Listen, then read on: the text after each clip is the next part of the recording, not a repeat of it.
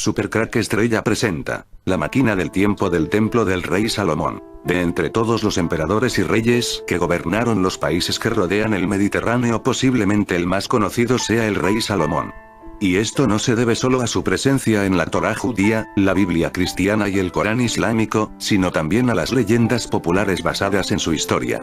El rey Salomón fue idealizado con virtudes, aunque en la realidad no fue exactamente así.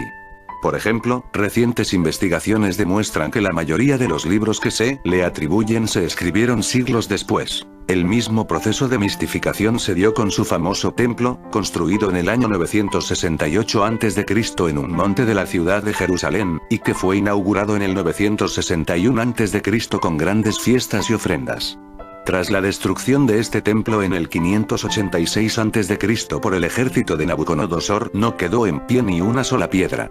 Sin embargo, las descripciones del edificio y las leyendas que surgieron en torno a él le convirtieron en el arquetipo ideal del templo, influyendo durante siglos en la configuración de los edificios religiosos y civiles occidentales. La puerta dimensional del templo de Salomón. Los símbolos que tenían el templo del rey Salomón tenían algo en común y peculiar. Me di cuenta que la mayoría de los símbolos tenían que ver con la electricidad, el magnetismo y la energía, como si el conjunto del templo escondiera una simbología oculta detrás de la simbología oficial, para esconder las pautas para construir una máquina secreta a la que yo llamo la máquina del tiempo del templo del rey Salomón. El estudio de las fuentes escritas sobre el rey Salomón señalan las principales cualidades y actividades por las que fue conocido. 1. El rey Salomón como mago, que poseyó un extraordinario poder. 2. El rey Salomón dotado de una excepcional prudencia y sabiduría. 3. El rey Salomón como constructor del templo de Jerusalén y los majestuosos edificios que lo rodeaban. El último de estos tres aspectos siempre ha sido el más destacado, como veremos más adelante, pero los otros dos también han sido muy tratados en los estudios históricos, pinturas, grabados y obras literarias. El rey Salomón como mago. En la Biblia y el Corán podemos leer sobre los poderes mágicos del rey Salomón. En el Sutra Esxbi del Corán se menciona como el rey David, cuando era un joven pastor en contacto con la naturaleza, aprendió el idioma de los pájaros, idioma que debió enseñar a su hijo Salomón. El conocimiento de este idioma natural era la clave para que los reyes David y Salomón entendieran las leyes del universo y pudieran materializarlas en el arquetipo ideal de belleza. Durante la Edad Media, David se representaba siempre con un arpa en sus manos, simbolizando la armonía espiritual del cosmos. El historiador judeo-romano Flavio Josefo, 37-100 después de Cristo, mencionaba unos interesantes detalles que nos permiten comprender cómo el rey Salomón habría podido escribir varios libros sobre magia. Durante la época del Imperio Romano, la magia ritual influyó mucho en las gentes. Estos aspectos mágicos se mantuvieron hasta la Edad Media, manifestados en hechos como la creencia en la existencia de diablos y la lucha contra las enfermedades por medio de exorcismos. Orígenes, uno de los padres de la Iglesia, mencionaba estas curaciones, que pudo leer en la literatura mágica atribuida al rey Salomón. Para la lucha contra el diablo se usaba el sello del rey Salomón, un pentáculo o estrella de 5 puntas con el sagrado nombre de Dios escrito en su interior. En aquellos tiempos se vendían amuletos con dicho símbolo, ya que se le atribuía la propiedad de invocar al espíritu de Salomón para defenderse de muchas enfermedades contagiosas. Después de todo, el rey Salomón era el mayor mago de todos los tiempos y llegó a poner al diablo a su servicio. Un manuscrito del siglo IV, el Testamento del rey Salomón, desmitificaba el poder mágico del rey. El texto incluía una biografía de Salomón y de la época de su gobierno, incidiendo especialmente en la construcción de su templo. En esa época se consideró que el libro era un hito en el campo de exorcismo, y demuestra la creencia en la existencia de demonios en la cristiandad del siglo XVI. La logía masona es la representación simbólica del templo de Salomón. La descripción de la construcción de dicho templo se encuentra perfectamente descrita en el Antiguo Testamento en el Libro de los Reyes, Crónicas 2. Lo primero que me llamó la atención era la orientación y forma del templo. El templo es un rectángulo formado por 2 cubos orientado cada lado a los 4 puntos cardinales, siendo oriente, el este, donde desienta el venerable maestro, y está el famoso símbolo del ojo dentro de un triángulo. Las 2 torres Hakim y Boaz están orientadas una al norte y otra al sur. Para empezar, ya hay una orientación geomagnética. Recordemos que el templo de Salomón original en Jerusalén tenía esa misma orientación. En este gráfico el norte y el sur no están equivocados, ya que si vemos el templo desde esta perspectiva con la entrada a la derecha, la orientación magnética sería así. En el libro de los Reyes Crónicas segundo especifica con todo tipo de detalles cómo tuvo que ser construido el templo y los materiales utilizados. Me llamó la atención la cantidad de bronce y madera de cedro que se tuvo que usar. Y aquí es donde ya empiezan las similitudes eléctricas. Bronce barra conductor eléctrico, madera barra aislante eléctrico. La cantidad de oro tampoco era despreciable, ya que las paredes, techo y suelo estaban recubiertos de oro sobre una capa de madera de cedro. Esto recuerda a un acumulador de orgón con un sistema de capas aislante y conductora para concentrar la energía como si fuera un gran condensador. En la película de los años 80 ya nos habla de este condensador de flujo en la película Regreso al Futuro, lo que demuestra cómo usa la élite del cine para dejarnos mensajes ocultos. En la imagen de aquí arriba vemos un acumulador de orgón con las dimensiones apropiadas para que quepa una persona. Se puede apreciar las capas de hierro y madera como en el templo. La diferencia es que la capa conductora en el templo era de oro, y reproducir aunque sea a escala usando oro resultaría demasiado costoso para su demostración, pero el efecto de acumular energía sería el mismo. Hay varias condiciones que se deben tener para que un acumulador de orgón funcione correctamente y el templo de Salomón las reúne todas. Primero, tiene que haber una orientación este/oeste, porque el orgón o éter, que son la misma cosa, se mueven en esa dirección, y el templo tiene esa orientación. Segundo, tiene que estar en un lugar elevado por encima del nivel del mar, cuanto más mejor, y vemos que el templo estaba sobre el monte Moria a 750 metros por encima del nivel del mar, así que también se cumple esta condición.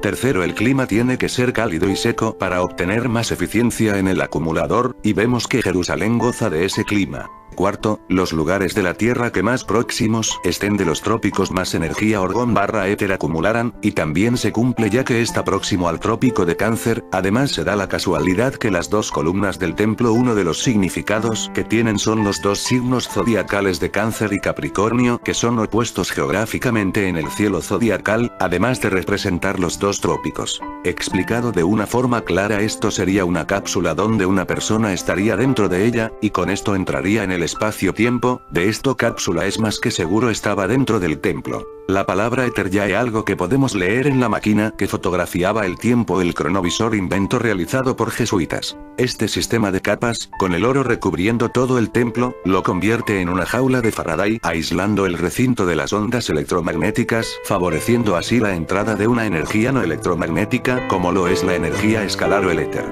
Por lo tanto, sería una sala estéril protegida de energías duales. Meditar en un entorno como este facilita conseguir el punto cero en nuestra mente. La construcción de las dos torres o columnas es muy curiosa, pues las dos deben ser de bronce y huecas con un filamento también de bronce rodeando cada columna, terminando en una esfera. Esto me recordó mucho a las míticas torres o bobinas de Tesla, las columnas del templo. Ahora me centraré en el significado simbólico de las columnas que le da a la masonería, y apreciaremos que coinciden muy bien con las propiedades de la energía escalar que en su momento descubrió Nikola Tesla, y a lo largo de la historia le han seguido otros investigadores hasta nuestros días. La energía escalar es lo mismo que el orgón, éter, prana, neutrinos, e incluso actualmente algunos físicos como Tom Beardem lo identifican con la energía oscura. Para resumir, diremos que esta energía es neutra, no dualidad, no tiene campo magnético y es inagotable, pues es la energía vital del universo. Las columnas tienen varios significados que voy a describir uno a uno. Representan los opuestos, una es el polo negativo y la otra el positivo. Jaquim está orientada al sur y Boaz al norte, reforzando el concepto de polaridad.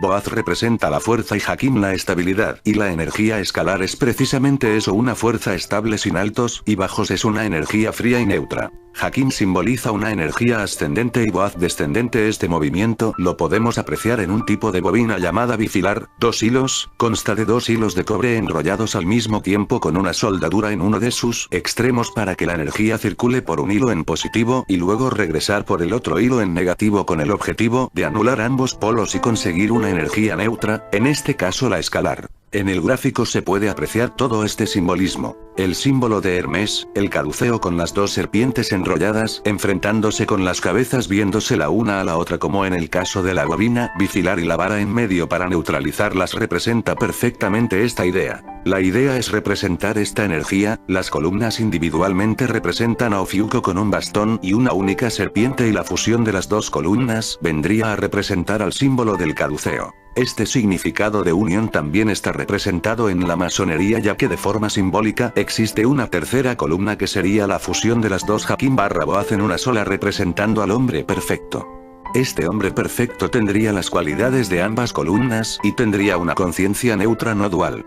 Es decir, la persona que logre superar los conflictos duales de su mente y dominar sobre ella como narra el libro hermético el Kybalión podrá cruzar el portal de las dos columnas, pues solo una conciencia neutra puede alcanzar dimensiones superiores. En electrónica hay un circuito llamado Abramenko que aquí abajo muestro el cual representa todo esto de una forma muy simple.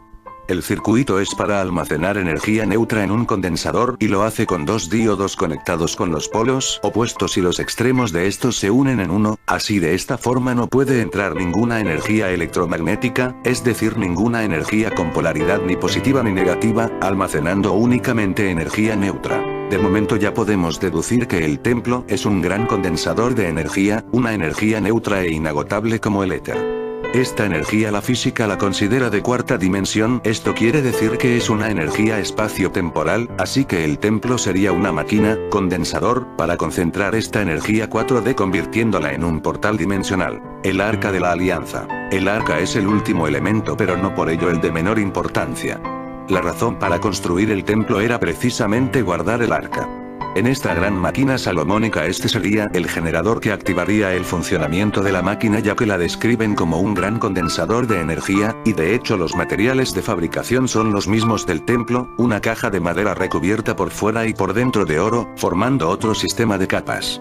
El arca según las escrituras era considerada como una poderosa arma que derrotaba ejércitos así que podemos suponer que tenía una gran capacidad de guardar y emitir energía en voltajes muy elevados. Aplicaciones de esta máquina templo. Todo lo expuesto hasta ahora tiene un único objetivo y es atraer la energía del éter creado un entorno neutro electromagnéticamente hablando para facilitar ese punto cero.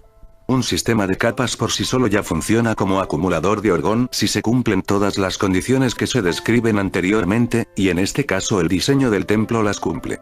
Los efectos para las personas que se encuentren en el interior serán beneficiados de los efectos de la energía que se va acumulando aportando beneficios terapéuticos y una mayor vitalidad como ya demostró Elaine Reich en sus estudios sobre el orgón. Mientras que las personas que permanezcan afuera del templo se verán perjudicadas ya que este acumulador roba toda la energía vital que hay a su alrededor ya sean plantas, animales y personas o del mismo aire. Así que podríamos afirmar que los personajes privilegiados que se encuentran en el interior del templo se alimentaban de la energía vital del exterior, devotos, creyentes, sacrificios etc. Otra función es la de portal dimensional, atrayendo seres de otros planos en su interior.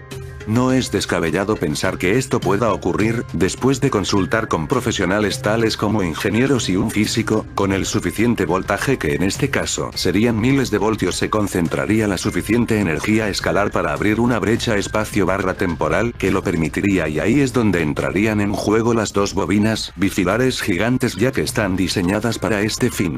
Y eso es todo creo que he aportado suficientes datos para pensar que el templo de Salomón era mucho más que el receptáculo del arca. Todo estaba pensado y diseñado para traer esta energía espacio-temporal llamada éter y tener un acceso directo a otras dimensiones. Vamos en resumen en un CERN en toda regla. La construcción del templo comenzó durante el cuarto año del gobierno de Salomón. Se tardó en construirlo aproximadamente 7 años, lo que implica que debió de terminarse en el año 961 a.C. El templo propiamente dicho debió ser un edificio largo y bastante estrecho, orientado sobre un eje longitudinal en dirección este-oeste. El edificio debió tener una longitud de aproximadamente 30 metros, 9 metros de ancho y una altura de casi 3 metros. En la fachada oriental se construyó una escalera, junto a la puerta de la entrada. A ambos lados de esta se erigieron dos columnas, llamadas Hakim y Boaz, la primera a mano derecha de la entrada y la segunda a su izquierda. Los sacerdotes y el rey entraban en el templo a través de una gran puerta chapada de oro, de aproximadamente 10 metros de alto y 4 de ancho. Tras de esa puerta se encontraba el vestíbulo de entrada, el Ulam. Después de este vestíbulo, se encontraba la estancia principal, el Hekalo Santo, iluminado a través de unas ventanas altas. Estas ventanas eran más grandes hacia adentro que hacia afuera, simbolizando que la luz vino del interior hacia el exterior. El Hekal medía 13,5 metros de alto, 9 metros de ancho y 18 de largo, en una proporción de 3, 2, 4.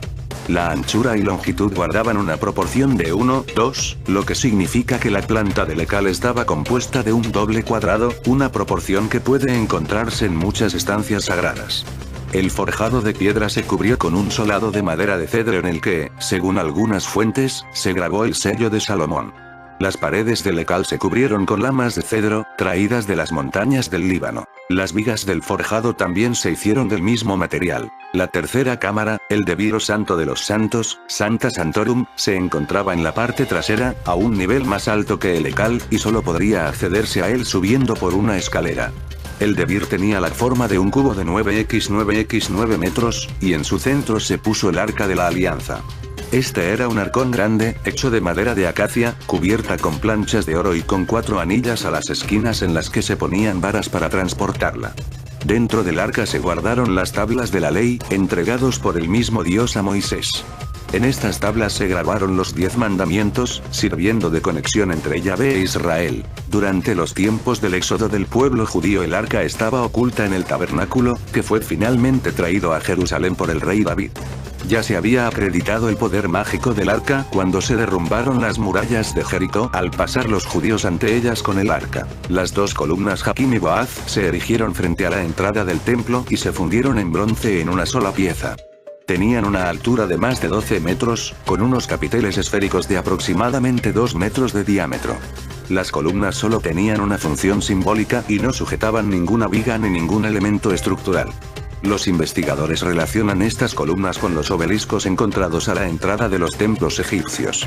El arquitecto romano Vitruvio contaba que estos obeliscos se usaban como un reloj, midiendo su sombra como hacemos nosotros con los relojes de sol.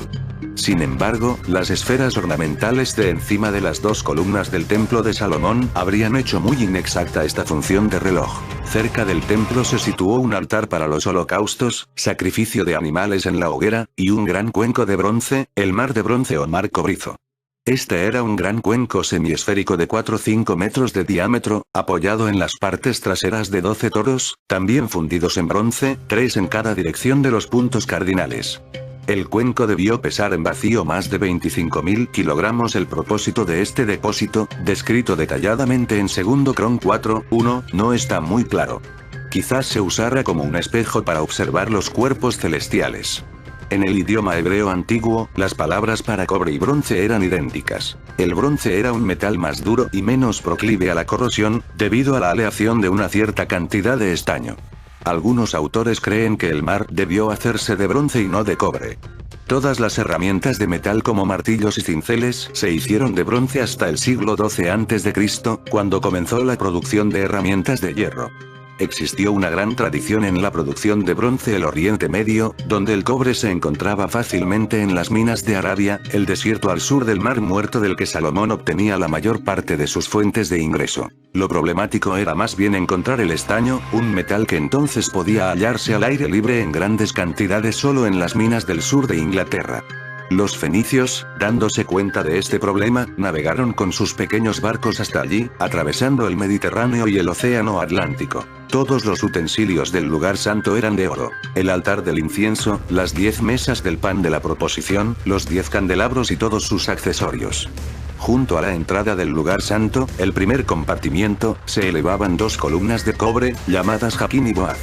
Un R7, 15, 22, 48, 50. Un CR28, 16. 2 CR4, 8. El patio interior estaba hecho de piedra de excelente calidad y de madera de cedro. Un R6, 36. Mientras que los enseres del patio, es decir, el altar de los sacrificios, el gran mar fundido, las 10 carretillas para las palanganas de agua, así como los otros utensilios, eran de cobre.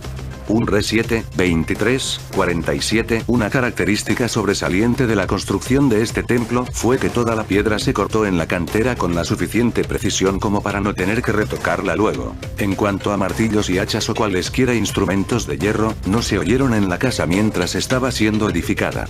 Historia. Este templo existió hasta el año 607 AE, cuando lo destruyó el ejército babilonio bajo el rey Nabucodonosor. Dios permitió que las naciones hostigaran a Judá y Jerusalén, en ocasiones incluso que saquearan el templo y sus tesoros, debido a que la nación practicó la religión falsa. En algunas épocas el templo estuvo descuidado. El rey Sisá de Egipto saqueó sus tesoros, 993 AEC, en los días de Rehoboam, el hijo de Salomón, solo 33 años después de su inauguración. El rey Asa, 937 AE, respetaba la casa de Jehová, pero a fin de proteger Jerusalén, sobornó imprudentemente al rey Ben-Hadad de Siria con plata y oro de los tesoros del templo, con el objeto de que quebrantara su pacto con Baasá, el rey de Israel. Y colorín colorado que este cuento apenas ha comenzado. Continúa con el CERN. Israel, los rabinos están convencidos que el rey Salomón, el hombre más sabio de todos los tiempos, fue tan sabio que hasta él mismo había previsto un plan de escape y refugio para los tesoros del templo ante cualquier amenaza o peligro real. Los sabios de Israel han debatido por años juntamente con investigadores israelíes para descifrar el sitio y el complejo sistema que ocultaría por siempre de ser necesario las joyas sagradas. The Ark Report es un fascinante vídeo de producción israelí que nos cautiva con sus impresionantes teorías acerca del sitio que oculta hasta nuestros días los tesoros del Templo de Salomón. Una producción del productor y ganador del premio Remy, Ariache Moskov. Breaking Israel News informa que aparece con un nuevo corto que muestra las pistas sobre la ubicación secreta de los vasos y los tesoros del templo. Un precioso arte digital nos muestra el relato de lo que presuntamente ocurrió y que reveló el compartimiento secreto bajo tierra donde están ocultos los tesoros. Lo que en la actualidad ha sido cubierto por una importante ciudad de Israel, probablemente en algún lugar de la ciudad de Jerusalén, pero sigue siendo incierto para algunos. La información sugerida confirmaría lo dicho en 2013 por uno de los más importantes rabinos de nuestros días, Chaim Richman, que trabaja con el proyecto de la restauración y construcción del tercer templo, cuando dijo a The Telegraph, al ser consultado por la legítima Arca del Pacto: está oculta a 1 kilómetro de aquí, en cámaras subterráneas, cavadas, en los días de Salomón. Es cierto.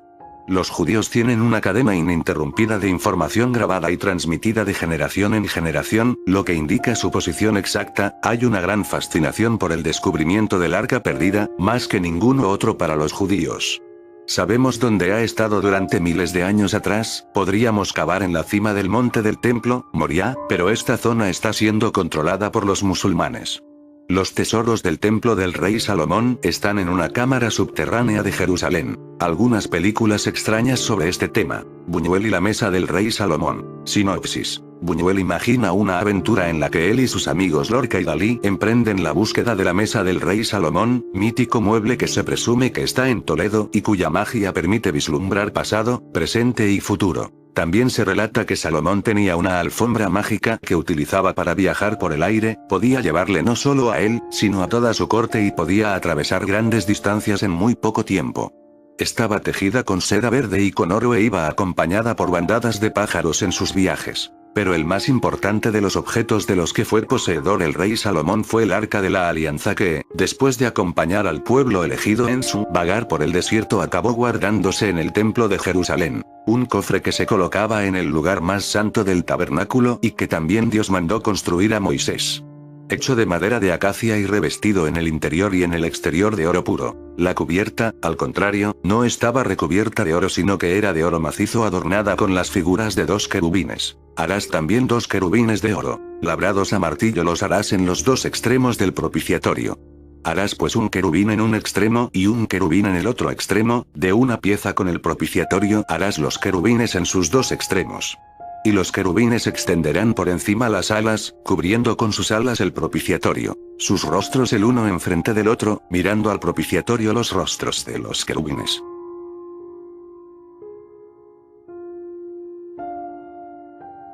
Las pruebas del Stargate aparecen en todo el mundo. En el Perú meridional, una misteriosa civilización anterior a los incas, construyó la puerta de Ayumarca o puerta de los dioses, que fue tallada en una cara natural de la roca en algún pasado remoto. Esta mide exactamente 7 metros de altura por 7 de anchura. Se encuentra en uno de los extremos del lago Titicaca, en la pared de un barranco.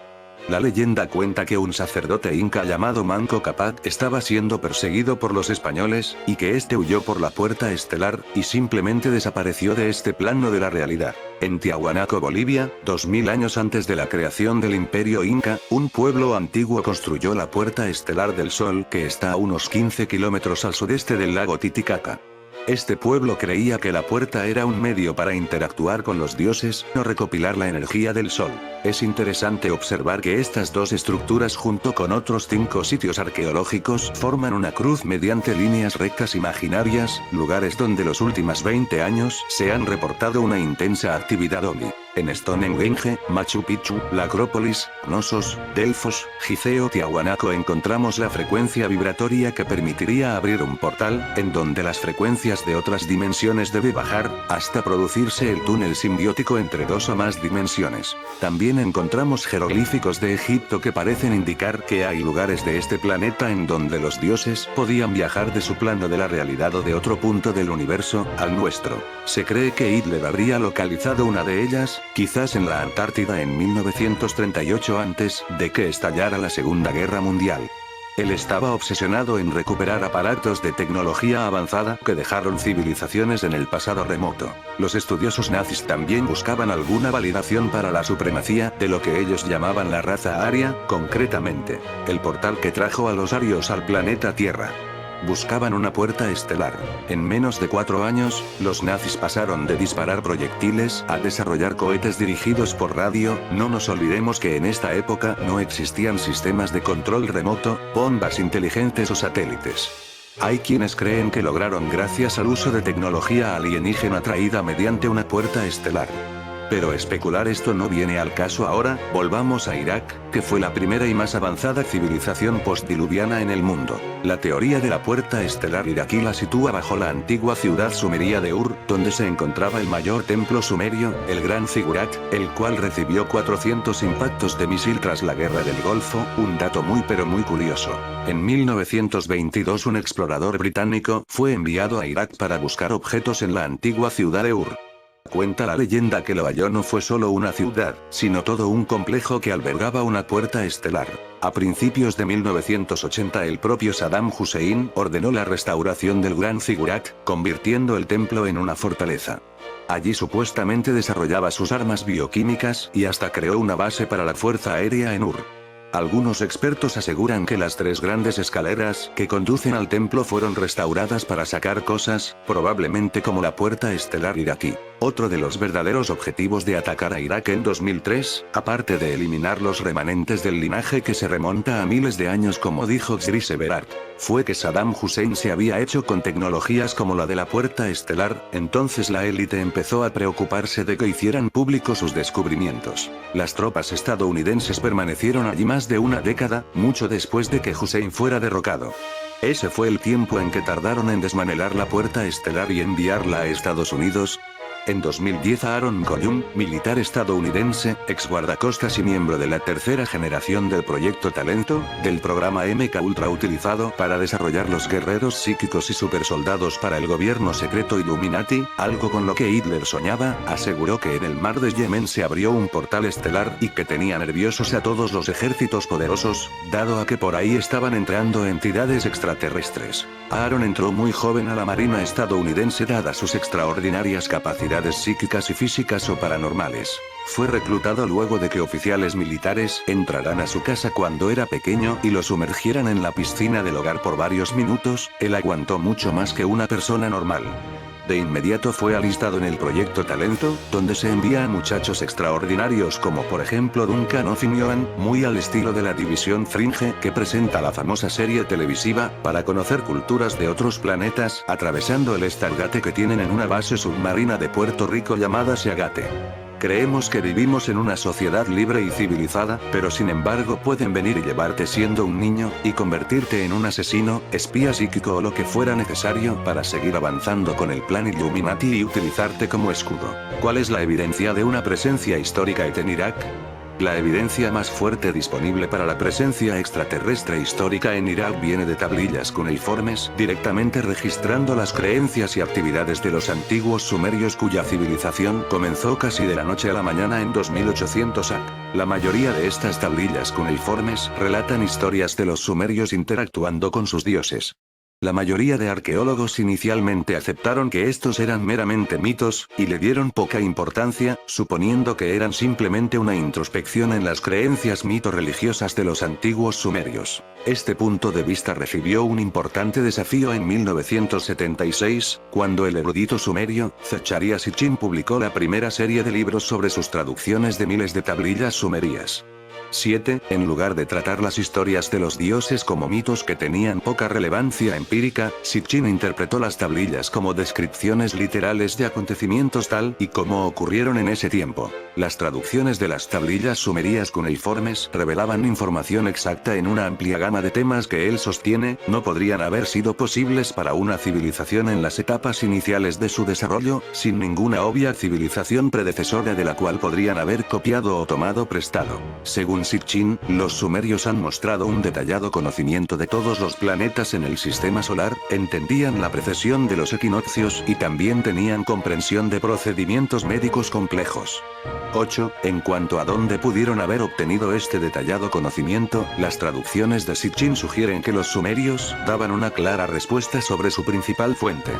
Ellos revelaron en sus tablillas que todos sus conocimientos venían de una raza de visitantes extraterrestres, los Anunnaki, aquellos que del cielo a la tierra llegaron, quienes no fueron solamente maestros para los sumerios, sino que también jugaron un papel en la creación de la raza humana. El origen de esta raza era un planeta llamado Nibiru, que tenía un largo viaje elíptico alrededor del Sol, y que retornaba a esta región del sistema solar cada 3,600 años. 9. Cuando la innovadora labor de Sitchin fue por primera vez publicada, levantó gran controversia y debates intensos entre aquellos, ya sea en pro o en contra de su tesis principal de una histórica presencia en Sumeria, que fue responsable para comenzar la notable civilización sumeria. Entre aquellos respondiendo favorablemente a la tesis de Sitchin incluían autores populares establecidos, tales como Erich von Däniken, quien él mismo había escrito, en 1969, el libro bestseller, Carrozas de los Dioses, el cual proponía una presencia histórica en diferentes partes del planeta.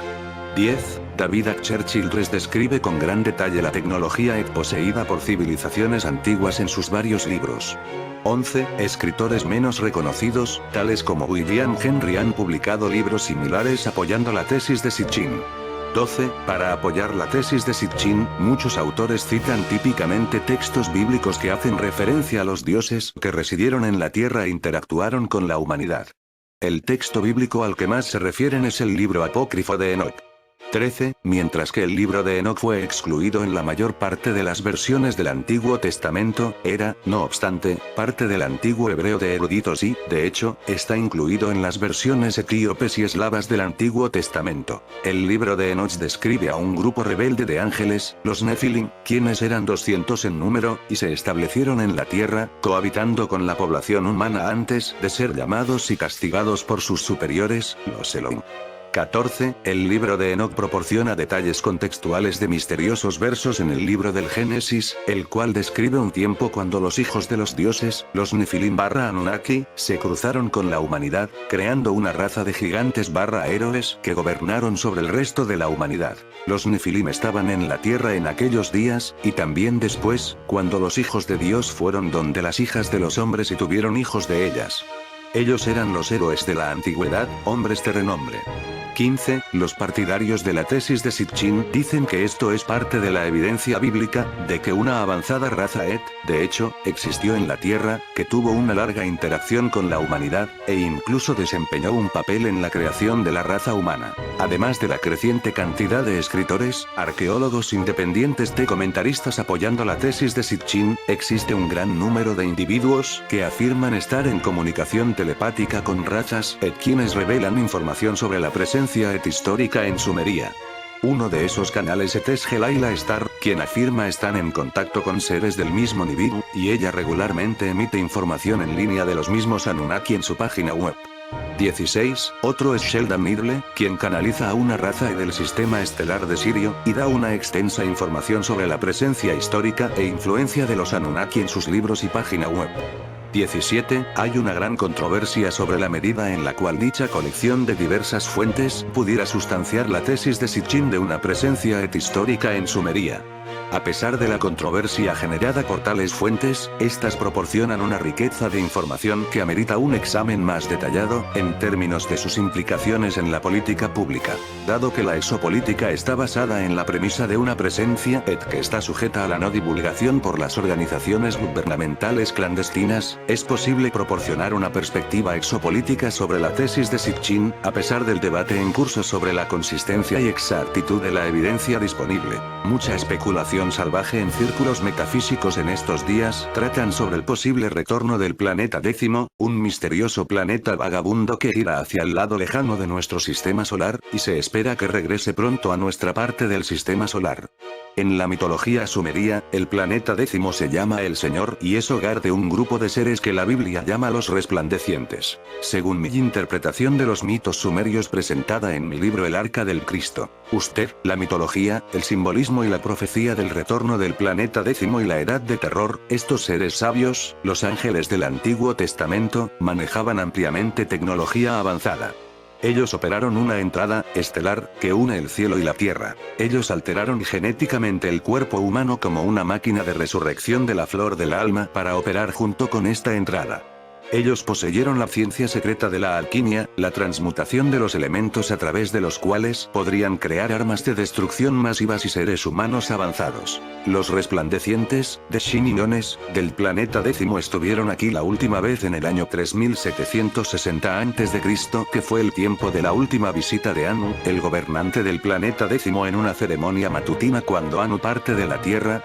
El dios Sol sumerio entra en la Tierra a través de una puerta. En Lil, los dos hijos de Anu esperan a Anu en lo que es llamado el soporte dorado. Ellos sostienen varios objetos. Aquel que abre los secretos, que es más ciertamente la llave egipcia de la vida, los discos solares, y los postes espléndidos del dispositivo soporte dorado, está envainado en una piel dorada.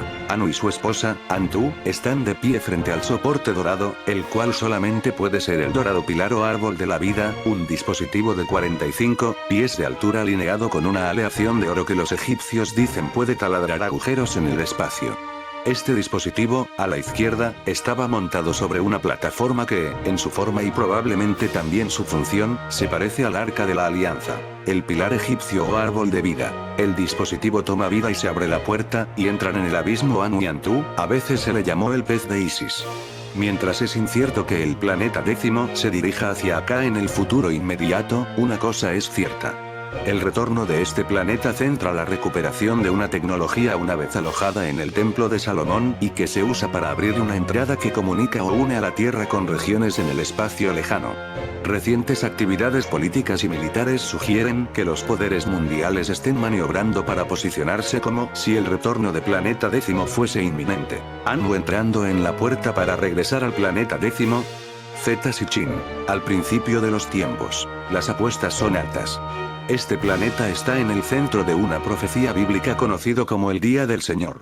A continuación transcribo una información aparecida en el sitio Wadoesimean con fecha 10 de septiembre de 2008 sobre una supuesta puerta del cielo abierta por tropas norteamericanas. Un muy extraño informe de las FSB, Fuerzas Rusas Especiales, está circulando en el Kremlin el día de hoy que dice que más de 20 soldados estadounidenses pertenecientes a la División de Paracaidistas 101, del Batallón de la Policía Militar 716, del Ejército de los Estados Unidos asignada para proporcionar seguridad a la antigua ciudad iraquí de Babilonia y con base en la ciudad iraquí de Hilla, han cometido suicidio masivo después de su intento por enlazar lo que se describe como una antigua puerta del cielo al gran colisionador de hadrones. En lo concerniente al suicidio masivo de los soldados estadounidenses, podemos leerlo en la prensa iraní. Fuentes iraníes de seguridad han revelado que 21 tropas estadounidenses han cometido suicidio dentro de una base de la Fuerza Aérea iraquí hace 27 días, informó el lunes la agencia Fars News.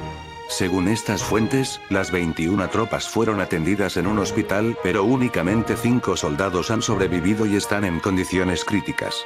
Los oficiales de seguridad dijeron que utilizaron potentes narcóticos para quitarse la vida. Los cuerpos de las tropas estadounidenses se deformaron de tal manera que tomaron el aspecto de momias de 5,000 años, dijo un testigo. Debe de notarse que los analistas rusos de inteligencia han reportado desde hace mucho tiempo que los intentos de las naciones occidentales por restablecer contacto con sus antiguos dioses, y como lo habíamos reportado en nuestro informe de abril 16 de 2006, misterioso ritual llevado a cabo por las fuerzas militares estadounidenses en Babilonia causa preocupación de los líderes religiosos ortodoxos rusos y musulmanes. Recordemos el artículo publicado por Cherada. Los Estados Unidos invadieron Irak para controlar la puerta estelar, que allí permanece desde tiempos de la antigua Babilonia. ¿Cómo se relaciona la presencia histórica a la política estadounidense en Irak?